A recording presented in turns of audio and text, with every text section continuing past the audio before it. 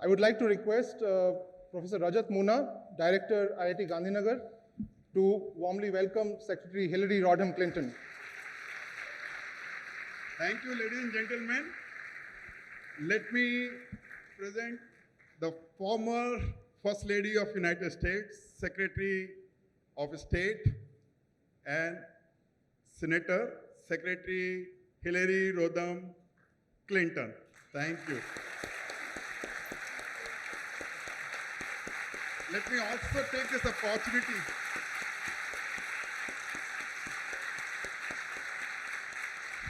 Hello, namaste. Let me also take this opportunity to present her, Kalidasa. Kalidasa is an ancient poet of India, about 2000 years old. He wrote some poetry, beautiful verses in Sanskrit, which have been translated by one of the faculty members of this place and has been printed. So let me take this opportunity to welcome.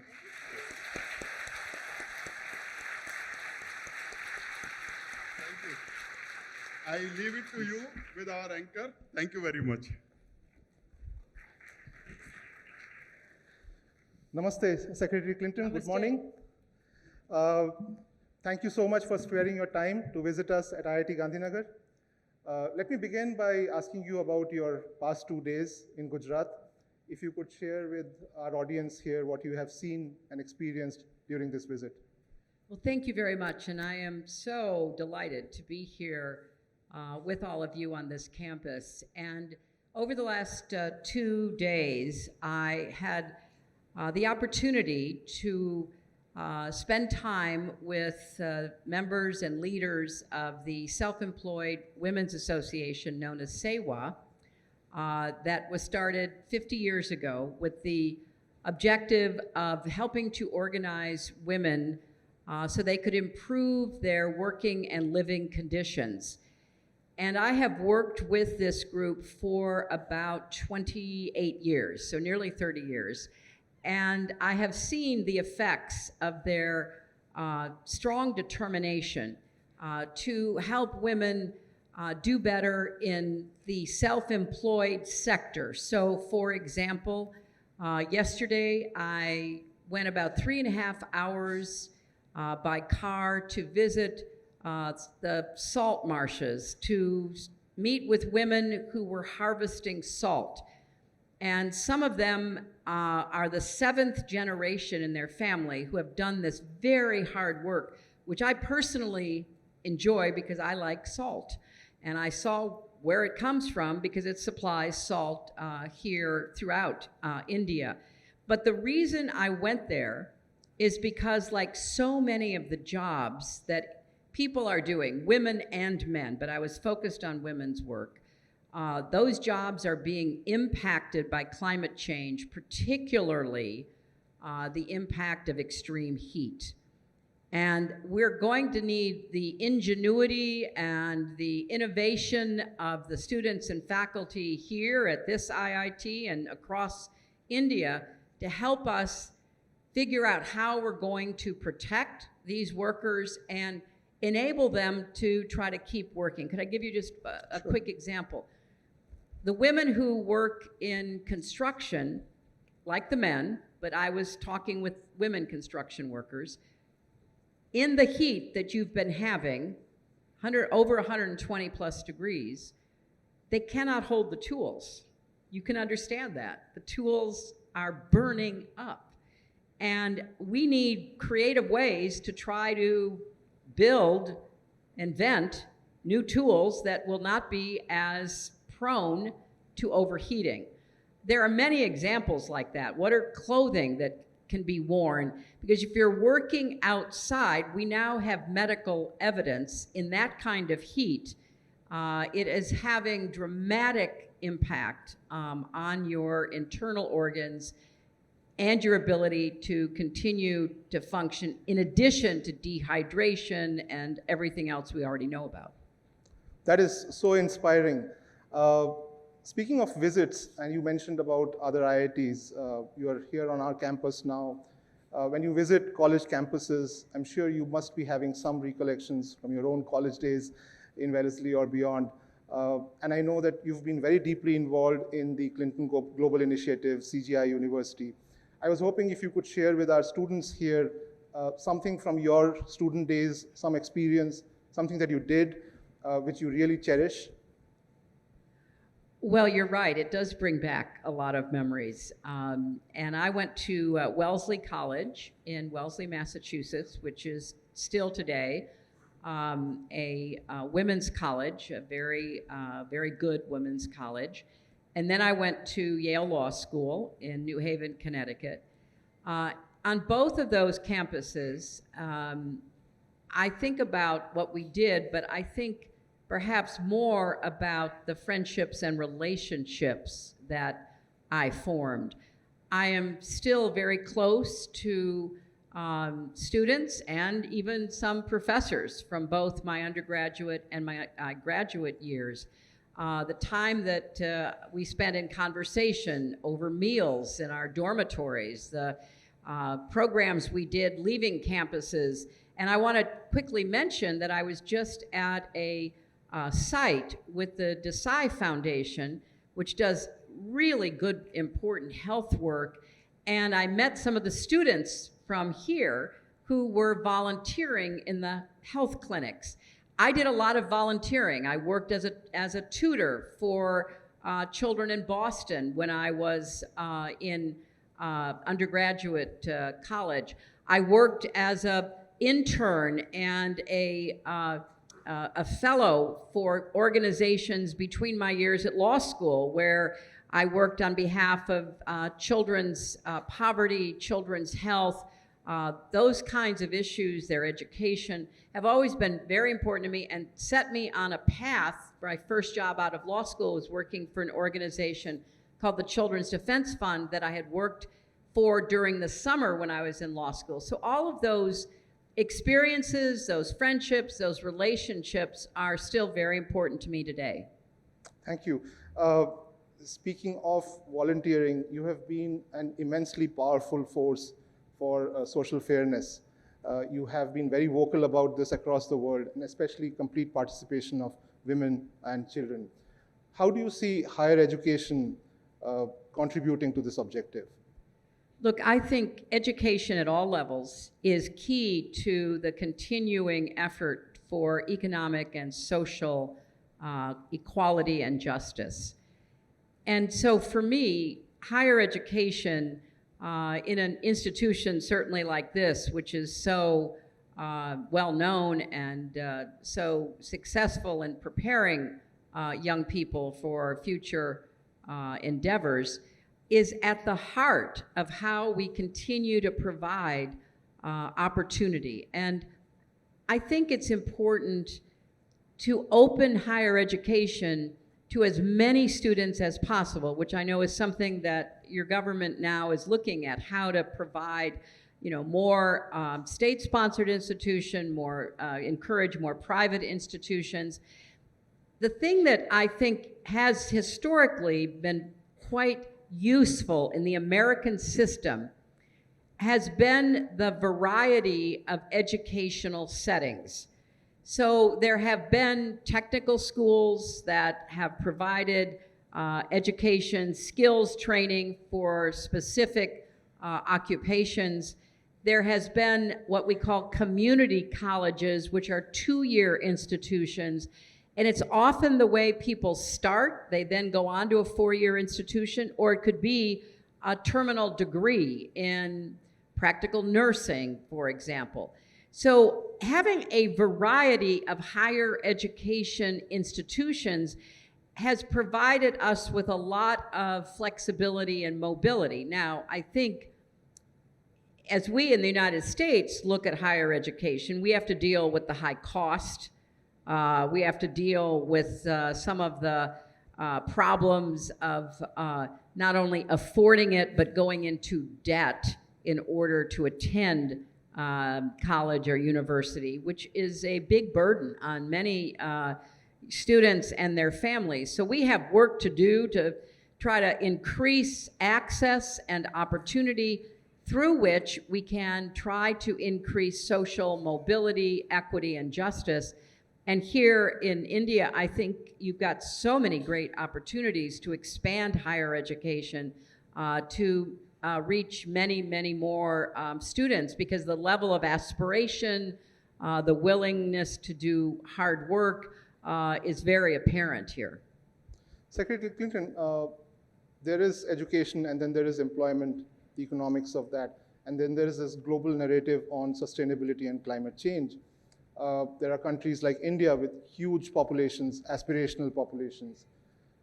How do you see these two being balanced so that a large population like ours, with a young crowd of students who's going out there in the world and wanting to do work, how do you see that climate change and sustainability should not be burdened on a country like ours? Well, I want to tell you, to start, a story from my visit yesterday to the salt pans. Historically, it was totally an occupation that required human labor. Then it became an occupation that relied upon diesel-powered pumps to pump the water into these very large ponds, and then to have the water evaporate and leaving the salt behind. Because of the Self-Employed Women's Association, these women now working in the salt fields are using solar pumps. And the SEWA group helped them to buy the solar pumps. Now they are paid off.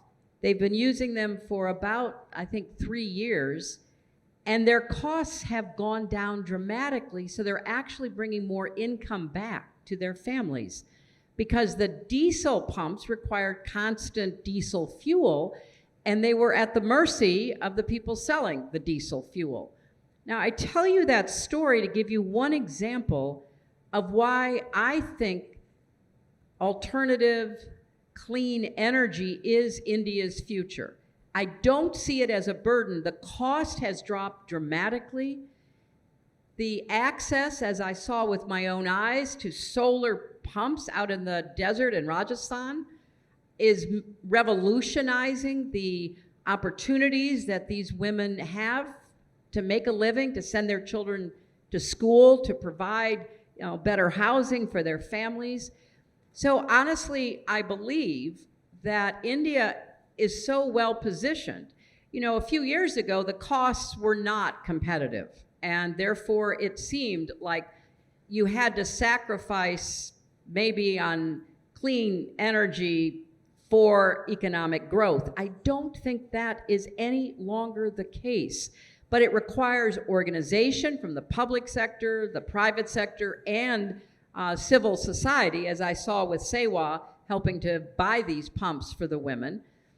And I really believe that the opportunity for India in being a leader in clean energy is so dramatically available. And let me just make a few additional points about this, because historically, it has been a trade-off in many different ways, predominantly economic.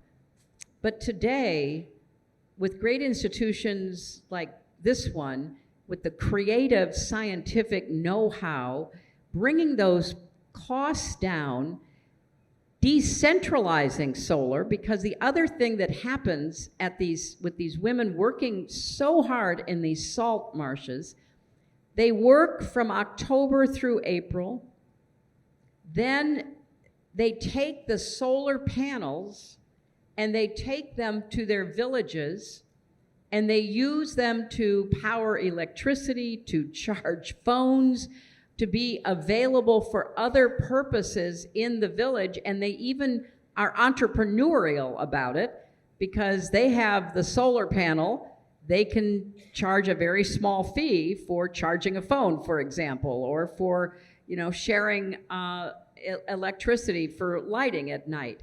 So they're thinking very creatively. Now, if you can take a solar panel that's been fueling a pump out in the desert back to a village and help that village get access to more lighting at night so the children can actually study and read at night. That's the kind of virtuous cycle that driving the cost down, subsidizing it maybe on the front end, but then creating opportunities for that use. And there's even now an effort in some of the villages that are being served by these solar panels to sell excess energy back to the grid or to create microgrids that cover a whole village or maybe the next village. So it's that kind of creative thinking that I feel like is very aspirational. Thank you for sharing those wonderful examples and for sharing confidence in India's ability to meet the alternate energy needs. You have successfully navigated a long career in public service, and we collected questions from students and our community. And with your permission, I'd like to ask you some of those questions. The first question that I have is from a faculty colleague of mine. And if you're there in the audience, you can just wave. I'll just say out the question. This is from Dr. Sharmita Lahiri. She is a faculty in Humanities and Social Sciences. And the question is, how do you think women need to assert themselves when confronted with circumstances that affect them adversely, both professionally and personally? Well, I think that is a key question for any of us. And part of the challenge of dealing with adversity, being a woman or a man, but let's focus, as the question asked, on women, is developing enough resilience and confidence to go through the adversity. That does not happen overnight. I think it can be built in childhood and young adulthood. And it's important, in my case, I can speak personally, it's important to have parents who express confidence in you. I was the oldest of three. I had two younger brothers. My father was a very conservative, strong man. He had served in World War II in the United States Navy, but he never made a difference in terms of expectations between me and my brothers.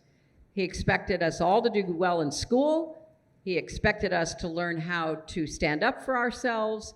He expected us to be as responsible as possible. So I felt from a very early age that I was being given an opportunity to pursue my interests and to develop my own path in life. And certainly I had teachers who were very supportive of that, and all through my public schooling and my college and law schooling. So I think it starts when you're young, but it also requires constant preparation as you get older, as you are an adult, to deal with whatever life throws at you, and none of us know what that will be. In the workplace, it's important that other women support women who are being adversely affected, because, as we say, there but for the grace of God go I. And it's important that all of us as women in professional or public life realize that sexism and misogyny are still around, and sadly, it has become quite virulent on social media. And social media has been a terrible influence on how women in the public arena are viewed and treated. So we need to be especially resilient, but we also need to be supporting each other in the workplace, because there are new pressures in the social media world that we've never confronted before, and we have to support each other in doing so. Thank you so much for those insights. We are sitting here today. 2 years back, it was very difficult to think of a situation where we wouldn't have masks in front of us. So we have a question from Vivek. Vivek is a graduate student in biological engineering. He asks, from your perspective, what are the key lessons and takeaways that COVID-19 has provided and left us with? Well, Vivek, you sound like you would know more than I do about this as a graduate student in the biological sciences, but certainly, I have a daughter. My daughter is a PhD from Oxford in public health, and so she has, if she were sitting here, she would have a lot to say because she thought that the world was not prepared, and certainly the United States was not prepared. So I think there are several lessons to learn because I do think we have to be prepared, especially with climate change, creating new conditions that unfortunately are predicted to impact the mobility of all kinds of diseases. They'll be moving around the globe. They'll be moving from south to north. They'll be moving from east to west. So we have a lot to plan for, and I think there are several lessons. Number one, we have to have supply chains in our countries, in our immediate regions, ready and able to provide what we need. In the United States, as I'm sure you know, in the early weeks of the pandemic, I live in New York, we had no personal protective equipment. Our doctors and nurses were wearing garbage bags. They were wearing the same mask for weeks at a time because we did not produce it anymore. And we were totally dependent upon supply chains, mostly started in China. So there was a lot of lessons learned about you cannot be dependent on faraway places like that. The other thing we learned is we have to do a much better job in communicating public health messages. There was a lot of uncertainty, which is understandable at the start of such a global pandemic, but we didn't really communicate effectively with large portions of our population. And again, we need smart, educated people who are studying these issues to help us know how better to tell people, guess what? We've now learned wearing a mask does make a difference.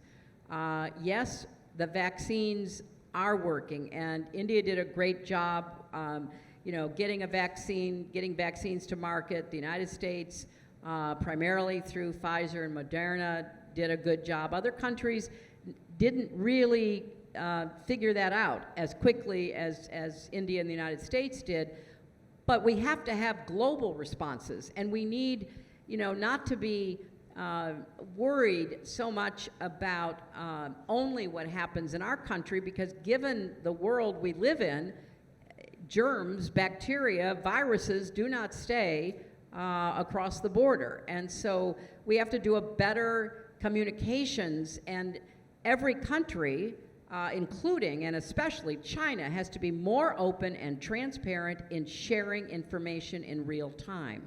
That's true for all of us, but because of the difficulties we had getting accurate, timely information out of China, they have to understand they cannot continue to hoard or guard information that the rest of the world needs. The final thing that I would say is part of what was shown is the collapse of a lot of the public health infrastructure.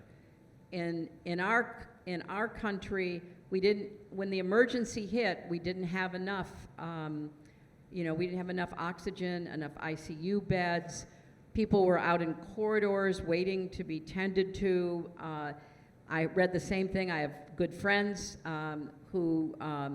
whose families are in India, same thing, hospital beds, oxygen. So we need to be smarter about how we prepare for what could happen again, to have enough access, affordable access to the care that people are going to be needing. So there's a lot of lessons to be learned, but I think the world should come together and try to cooperate about how we're going to prepare for whatever might come next. Thank you. Speaking of communication and leadership, this next question is directed at you and something that you'd probably be able to answer very effectively. This is a question from Anavarth Pandya. Anavarth is a junior undergraduate in mechanical engineering. He asks, Can you speak to the importance of taking time for self-reflection and introspection in leadership? And how do you make time for that in your life? I think that's a very important question. You know, we are living in such a fast-paced world, and we're being overstimulated by information as well as misinformation and disinformation coming at us from every direction.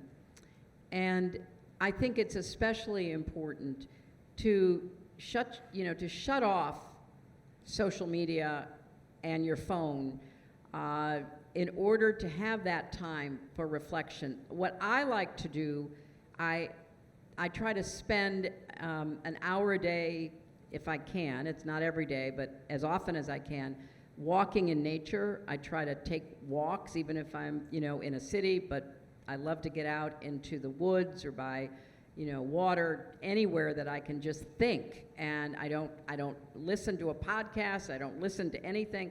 I just literally walk and breathe and look around me and think. And I've tried to do that, most of my adult life, and I find it incredibly relaxing and de-stressing, because the stress is what, is such a danger to everybody.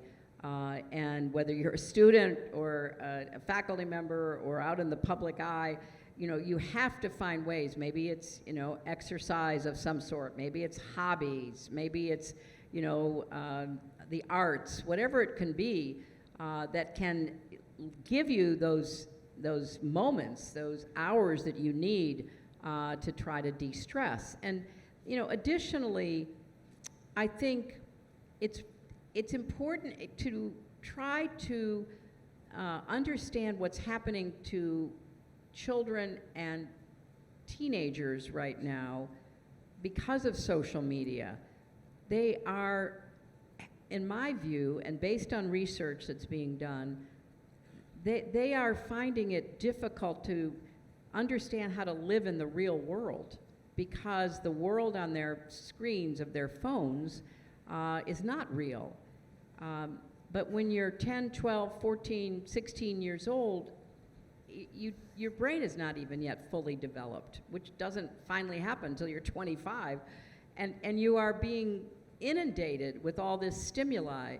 The result, certainly from studies in the US, is an increase in anxiety and stress and depression, and a lack of relationships, or as the questioner was asking, time for self-reflection apart from the messages that social media is, hammering you with. So I particularly worry about young people, and I feel like, many of you who are here and getting this great world-class education, trying to understand the impact of technology and social media, not to do away with it, but to try to mitigate it. And I will end by saying, there's a very a clear message that many of us have gotten over the years from the actual people who are the inventors of the technology, who are the creators of the social media, who are the designers of the algorithms, primarily in Silicon Valley. Do not let their own children have very much screen time. There are contracts that the executives of tech companies sign with caretakers, babysitters, nannies, where they absolutely prohibit very much screen time. When I learned about that, and then subsequently it was validated, I thought that's so scary that the people who are inventing this new world know it well enough to want to protect their own children from it. So how do we protect all of our children? And how do we as adults separate ourselves from it enough to have that time for de-stressing, self-reflection, thinking that is so important? Thank you for those tips and insights. One final question from a student. This is from Nikhar Shah. Nikhar is a senior undergraduate majoring in electrical engineering. He asks, what are your top priorities professionally at this moment, and what keeps you going?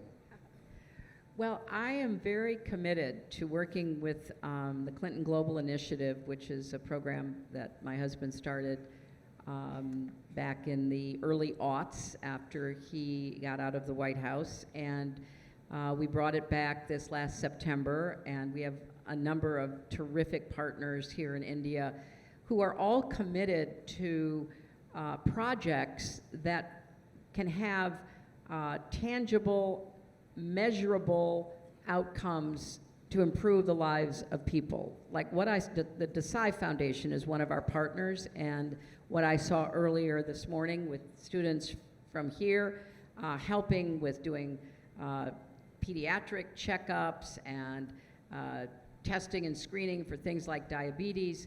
You know, I'm very excited about the work we're doing there. I've now become a professor of practice at Columbia University at the School of International Policy and Affairs, where I'm going to be working with students on global issues and looking for ways that we can help to make an impact on specific problems both in the United States and around the world. I have a podcast, which I enjoy doing because I get to talk to a lot of really interesting people. My daughter and I started a production company called Hidden Light, which produced the series we did on Apple TV Plus called Gutsy. I just have a portfolio of a lot of different work, but I'm here in India, as I said at the beginning, to continue work that I've done for nearly 30 years with a NGO, the Sewa group, because I believe in the work of trying to lift up people and provide better opportunities, because I think it's not only good and fair for the people affected, but I think it raises the living standards and quality of life in villages, communities, and finally in countries. You know, there's a lot of good research comes out of places like the World Economic Forum, Goldman Sachs, the OECD, et cetera, which really talks about how the more women are empowered to be full participants in society and in the economy, the more economic growth, the higher the standard of living, the better for children who are then more likely to be educated and go much further in education. I just think that that's part of the global challenge that we all should face, because it makes a big difference, and it would be, a real joy for me to continue working on these issues for the next years and to make whatever difference I can. Secretary Clinton, you have spared time from an immensely hectic schedule to be with us. On behalf of the entire IIT Gandhinagar community, thank you. It has been an absolute delight hearing from you. We will cherish these moments from a very long time to come. Thank you so much. Thank you. Thank you all.